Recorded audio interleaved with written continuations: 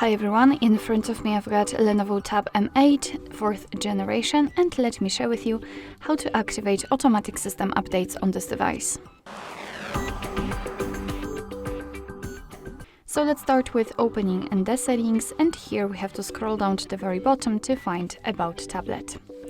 Now let's scroll down to localize the build number and then keep tapping on it until you'll see that you're in the developer mode. If you want to learn more about the developer options, I highly recommend to check our tutorial about them. So after activating, just go back to the regular settings and enter the system. And here we have to tap on the developer options. Now let's scroll down a little bit to find the automatic system updates and simply tap on this switcher to actually turn it on.